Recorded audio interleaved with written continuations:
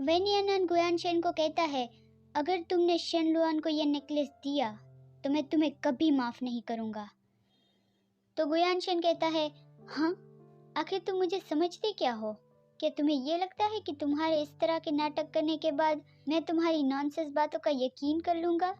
तुम्हें लगता है मुझे परवाह है? यह सुनकर वेनियानन स्पीचलेस हो जाता है कि इतना कुछ कहने के बाद भी गुयानशेन को कोई फर्क नहीं पड़ा। फिर वो नीचे देखकर कहता है, मुझे सच में उम्मीद करना बंद कर देना चाहिए कि एक दिन तुम सब जान जाओगे। मुझे बस अभी रियलाइज़ हुआ, अगर तुम्हें सच पता भी चल जाएगा तो जो पास्ट में हुआ था वो बदलेगा नहीं, लेकिन दूसरी चीज़ें धीरे धीरे बदलेगी नहीं। तो गुयानशेन उसकी ओर देखकर कहता है, मुझे नहीं पता तुम किस बारे में बात कर रहे हो। एनीवे, और शेनलुआन के बारे में कहानियाँ बनाना बंद करो। लेकिन वेनियानन कहता है, गाड़ी चलाना शुरू रखो, पार्टी शुरू होने ही वाली है, मैं लेट नहीं होना चाहता। यह सुनकर गुयानशेन को गुस्सा आता है और फिर वो बहुत ही तेज़ गाड़ी चलाने लगता है। वो लोग वेन्यू पहुंच जाते हैं। वहां बाहर कोई उन लोगों का स्वागत करने आता है कि जेंटलमैन प्लीज़ अंदर आइए। तो फिर वेनियानन गाड़ी से बाहर निकल के उसके साथ जाने लगता है। गुयानशेन ये देखकर मन में बोलता है, वेनियानन ऐसे बैड टेम्पर वाला कब से बन गया? इस तरह के इम्पोर्टेंट ओकेशन पे वो अकेला चला गया। हमारा अभी तक डिवोर्स भी नहीं हुआ। फिर वो लोग अंदर पार्टी में पहुंच जाते हैं। वेनियानन एक पियानो के पास खड़ा था, उसे देख रहा था। वो उस पियानो बोर्ड पे छूते हुए मन में बोलता है, मुझे यकीन नहीं हो रहा, मैं और मिस फिल एक ही जगह पर है। वेनियानन मशहूर पियानिस्ट फिल का बहुत ही बड़ा फैन था। वो आज उसकी पार्टी में आकर बहुत खुश था। वो सोच रहा था कि वो मिस फील से मिलेगा तो वो क्या करेगा। वो बहुत ही ज़्यादा एक्साइटेड था कि वो मिस फील की पार्टी में आया है और उससे आज मिलने वाला है। उसे कोई कहता है कि क्या तुम भी पियानो बजाते हो? ये सुनकर वेनियानन पीछे देखता है और एकदम ही सरप्राइज हो जाता है कि मिस फील आप। मिस फील उसे कहती है, मैंने नोटिस किया कि तुम काफ़ी वक्त से यहाँ खड़े हो, क्या तुम्हें पियानो बजाना पसंद है? तो वेनियानन कहता है, मैं पहले आपका म्यूज़िक सीखता था और उसे पियानो पे बजाता था। वो उसके सामने नॉर्मली एक्ट करने की पूरी कोशिश कर रहा था, लेकिन उसके दिमाग में आग लगी हुई थी कि वो आखिरकार सच में मिस फील के सामने खड़ा है। मिस फील उसके सामने स्माइल करके कहती है, अगर तुम्हें सच में पसंद है तो तुम्हें एक गाना प्ले करना चाहिए। मेरे पियानो का टोन बहुत ही अमेजिंग है। ये सुनकर वेनियानन फिर से चौंक जाता है और मन में बोलता है, क्या क्या मैं सच में मिस फील के सामने पियानो बजा सकता हूँ? मिस फील फिर से उसकी ओर स्माइल करती हुई कहती है, आगे बढ़ो, तुम्हें जो भी गाना पसंद हो वो तुम इस पार्टी में बजा सकते हो। ये सुनकर वेनियानन उसकी ओर नोट करता है और बैठकर पियानो बजाने लगता है। उसे पियानो बजाते सुनकर लोग बातें करने लगते हैं कि जो पियानो बजा रहा है वो जेंटलमैन कौन है? मिस फील बहुत ही सेटिस्फाइड दिख रही है। हाँ, वो बहुत अच्छा बजा रहा है। वेनियानन बहुत ही प्यारा और कामिंग म्यूजिक बजा रहा था। वो जब भी पियानो बजाता है वो तरोताज़ा हो जाता है, उसे अंदर से खुशी मिलती है। वेनियानन को सुनकर गुयानशेन भी सोचता है कि ये गाना तो गुयानशेन उस गाने को जानता था। वेनियानन तो पियानो बजाते हुए पूरा खो गया था। सब लोग उसकी बहुत तारीफ करते हैं और उसे चीयर करते हैं। वेनियानन गाना ख़त्म करता है और मिस फील उसे कहती है, यंग मैन, क्या तुम मुझे अपना नाम बता सकते हो? ये सुनकर वेनियानन फिर से चौंक जाता है और फिर वो ब्लश होते हुए नीचे देखकर बताता है कि मेरा नाम वेनियानन है। मिस फील कहती है, वेन, क्या तुम्हें मेरा स्टूडेंट बनना है? यह सुनकर वेनियानन तो बहुत ही ज़्यादा सरप्राइज हो गया था और फिर वो मन में बोलता है कि मिस फील, क्या आप सच में मुझे अपना स्टूडेंट बनाना चाहती है? वहाँ लोग भी बातें करने लगते हैं कि ये पहली बार है कि मिस फील किसी को पब्लिक में एक स्टूडेंट बनाने को कहे। ऑनेस्टली उसने काफ़ी अच्छा बजाया था। अगर वो मिस फील का स्टूडेंट बन जाता है तो फिर तो उसका फ्यूचर ब्राइट है। लेकिन वहाँ गुयानशेन ज़ोर से बोलता है, नहीं शुक्रिया, मैं उसकी ओर से मना करता हूँ। हम आपके ऑफ़र को अप्रिशिएट करते हैं, लेकिन उसे पियानो बजाना पसंद नहीं। बेहतर है कि आप किसी और को ढूंढ लें। मिस फील वेनियानन के डरे हुए चेहरे को देखती है और वहाँ गुयानशेन वेनियानन का हाथ पकड़ के उसे ले जाते हुए ज़ोर से कहता है, आई एम सॉरी, लेकिन हमें कुछ काम है, चलो चलते हैं। वेन्यानान भी उसे जोर से कहता है, गुयानशन छोड़ो मुझे, क्या तुम नहीं जानते लोगों की रिस्पेक्ट कैसे करते हैं? वहाँ मिस फील कहती है, रुको रुको, अगर बाद में तुम अपना विचार बदलो तो तुम कभी भी मेरे पास आ सकते हो, तुम्हारा यहाँ हमेशा स्वागत है। वेन्यानन पीछे मुड़कर मिस फील को नोट करता है, लेकिन वेन्यानन उसे फिर से दूसरी ओर घुमा लेता है। वेन्यानन जोर से कहता है, मुझे जाने दो, लेकिन गुयानशन कहता है, मत देखो, पीछे मुड़ना भी मत, चलो घर जाते हैं। और फिर गुयानशन उसे कार में बिठाकर जल्दी जल्दी वहाँ से निकलने लगता है। गाड़ी में फिर गुयानशन उसे पूछता है, तुमने वो गाना कब सीखा था?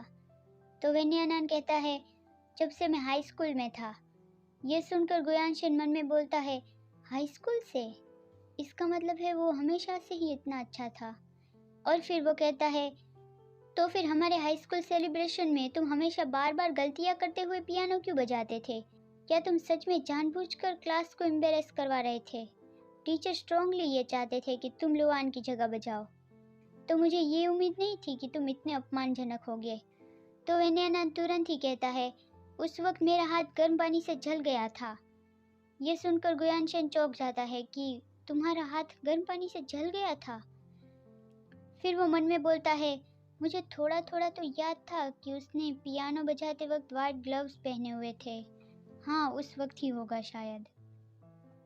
फिर वो पूछता है, तो फिर तुमने ये फैक्ट छुपा के क्यों रखा कि तुम अच्छे से बजा सकते हो? मैंने इवन सब चीज़ों को गलत समझ लिया। लेकिन वेन्याना नीचे देखे हुए कहता है, पास्ट को क्यों याद कर रहे हो? मैंने तुमसे कभी कुछ नहीं छुपाया था। लेकिन गुयानशन फिर से शक भरी आवाज़ में कहता है, तुमने शो से पहले खुद को हर्ट कर लिया। क्या कोइंसिडेंस है?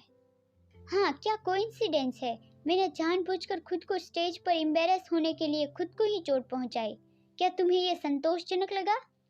तो गुयानशन कहता है, मुझे क्लियरली याद है कि परफॉर्मेंस खत्म होने के बाद तांगशू ने पूरी स्कूल के सामने तुम्हें कन्फेस किया था। उसका अटेंशन पाने के लिए क्या तुम बहुत कमज़ोर होने की एक्टिंग नहीं कर रहे थे? तो वेन्यानन कहता है, मैं खराब हालत में था, मैं किसी भी और से अच्छा प्ले करना चाहता था। और फिर वो मन में बोलता है, क्योंकि तुम वहाँ स्टेज के पीछे से देख रहे थे। और फिर वो कहता है, अगर तुम इतने ही क्यूरियस हो कि मुझे चोट कैसे लगी तो वो तुम शन लुआन से पूछो। तो गुयानशन कहता है, लुआन? इससे उसका क्या कनेक्शन है? पर वेन्यानन कुछ नहीं बोलता। तो गुयानशन उसकी ओर देखकर जोर से बोलता है, मैं तुमसे पूछ रहा हूँ, क्या तुमने सुना नहीं? लेकिन वेन्यानन बाहर देखने लगता है और गुयानशन को इग्नोर कर देता है। ये देखकर गुयानशन बहुत ही गुस्सा हो जाता है, लेकिन वो कंटिन्यू ड्राइव करता है। फिर वो दोनों घर पहुंच जाते हैं। वहाँ गुयानशन अपने रूम में बैठा वो नोट नेकलेस हाथ में लिए सोच रहा था कि वेन्यानन, what the hell is going on? उसने ऐसा क्यों कहा कि ये नेकलेस उसका है? इतना अच्छा बजाने के बावजूद भी उसने अभी लुआन का म्यूजिक स्कोर क्यों चुराया? और मुझे लुआन से क्यों पूछना चाहिए? Why? What the fuck is going on? उसने पियानो बजाया। ये वो वेन्यानन नहीं है जिसे मैं हमेशा से जानता हूँ।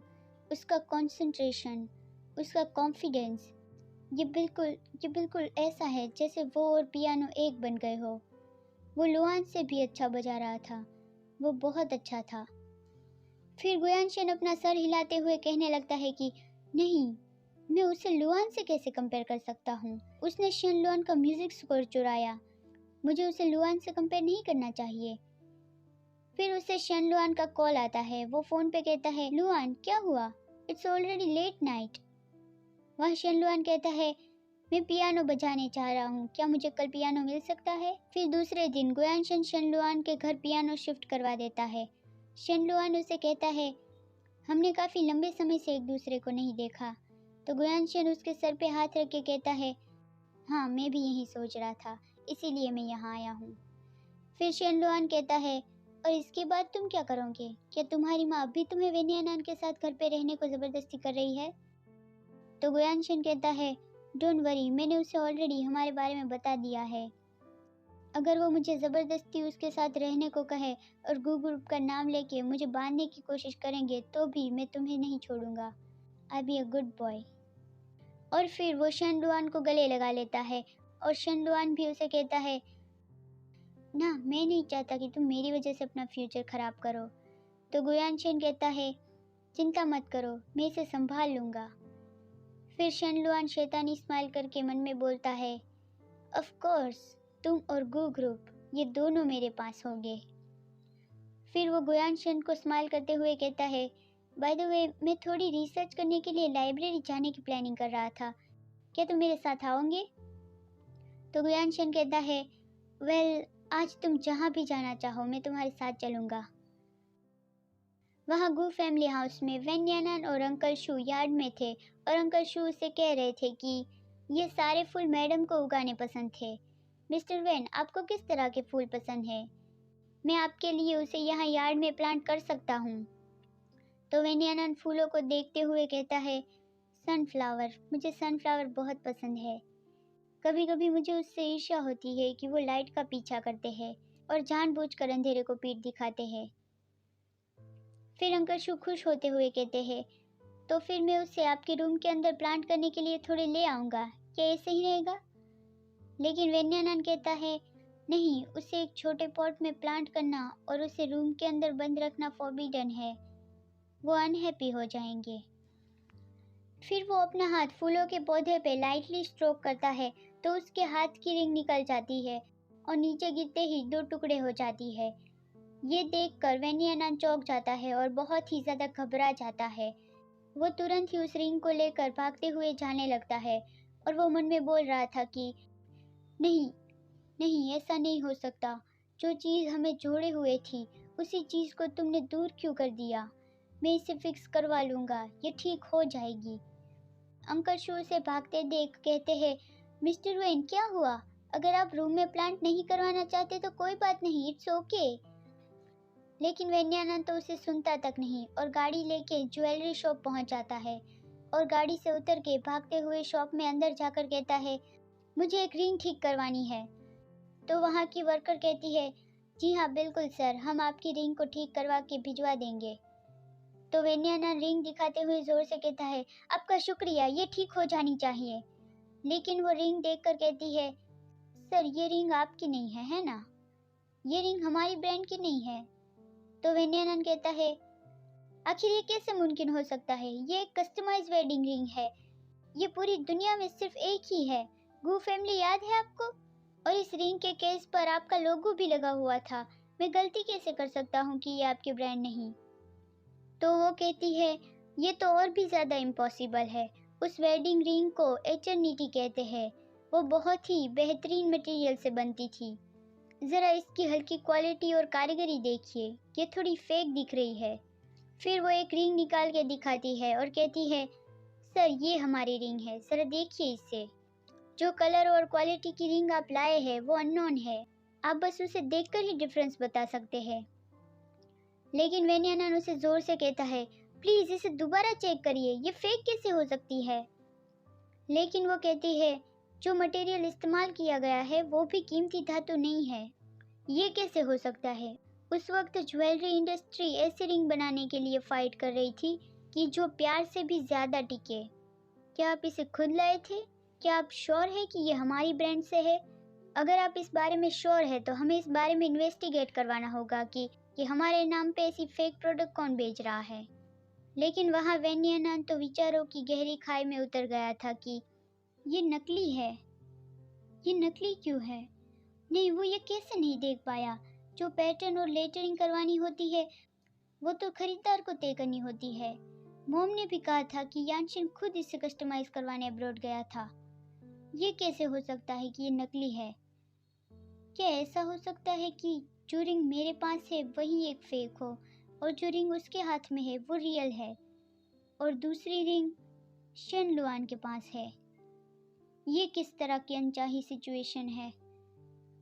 वो ये सब सोचते हुए वहां से भागने लगता है और वो ज्वेलरी शॉप वाली उसे रोकते हुए कहती है, सर आपकी रिंग यहाँ छूट गई है। लेकिन वेन्यानन वहां से भागते हुए चला जाता है। बाहर बहुत ही ज़्यादा तेज़ बारिश होने लगती है।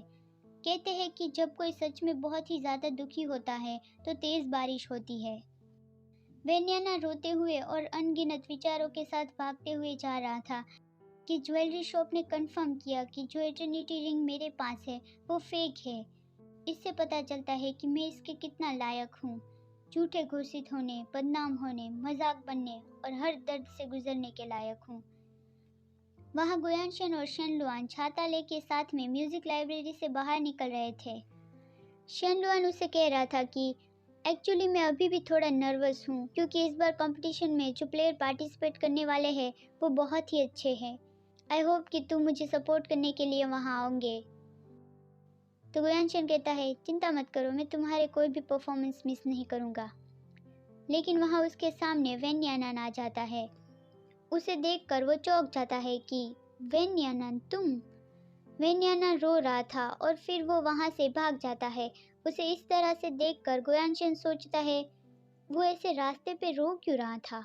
वहाँ वेन यानान रोते भागते हुए सोचे जा रहा था कि मैं बेकार में ही हमेशा उसका बार बार इंतज़ार करता रहा और रिजल्ट हमेशा सेम ही आता है। मुझे और भी ज़्यादा डिसअपॉइंटमेंट और खुद से नफ़रत होती जाती है।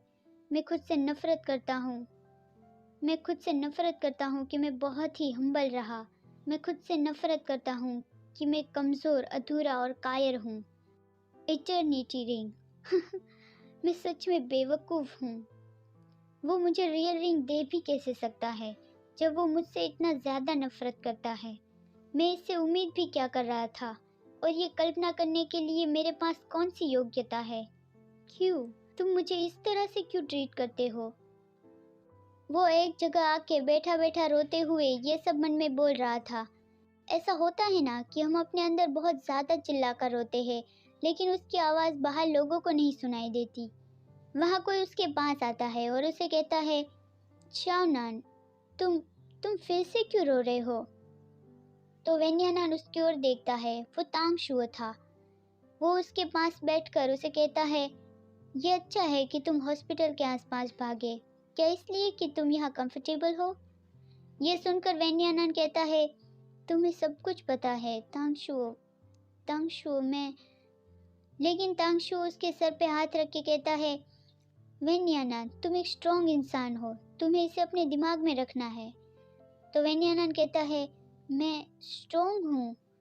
लेकिन तांगशुओ उसे टाइटली हक करके कहता है, मैंने खुद को तुमसे बहुत सालों तक दूर रखने की कोशिश की।